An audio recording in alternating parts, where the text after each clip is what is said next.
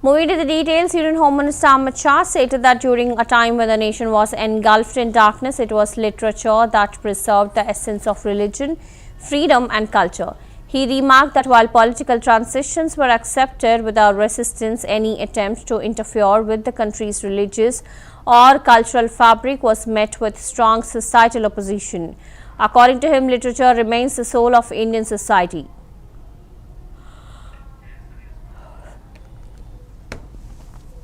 मैं साहित्यकार नहीं हूं, मगर मेरी साहित्य में रुचि जरूर है। जब 15-16 की आयु में ढेर सारी चीजों में से कोई किशोर अपना आगे का रास्ता तय करता है, तब कंफ्यूज न हो इसलिए बहुत सारी चीजों को छोड़ना पड़ता है। तो 15-16 की आयु में ही मैंने इतिहास का अध्ययन और साहित्य दोनों को छोड़ दिया था, क्योंकि मेरा रास्ता मैंने अलग चुना था, मेरे काम का रास्ता भी अलग था।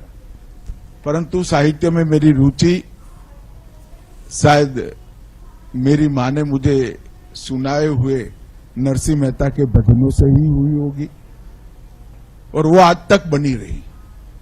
और मैं मानता हूं कि साहित्य ने हमारे देश के इतिहास में, कम से कम हमारे देश के इतिहास में, दुनिया भर में भी हो सकता है, परंतु हमारे देश के इतिहास में देश के लिए साहित्य ने बहुत कुछ किया है।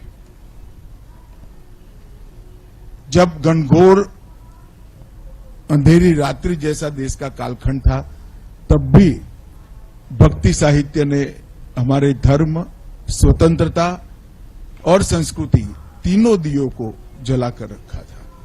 कोई इसको भांप नहीं पाया और शासन बदला, किसी ने विरोध नहीं किया।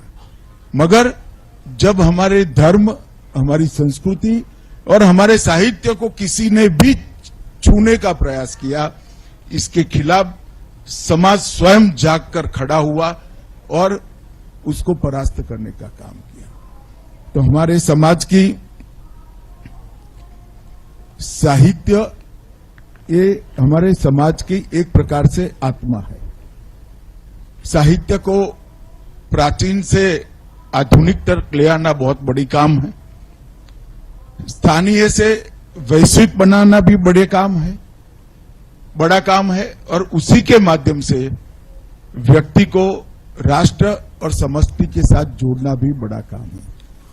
बहुत छोटी सी पुस्तक है, मगर ये पुस्तक में ये प्रयास दिखाई पड़ता है और साच अर्थ में मैं इसलिए आशुतोष जी को बहुत बहुत बधाई देना चाहता हूं। मैं साहित्यकार नहीं हूं, मगर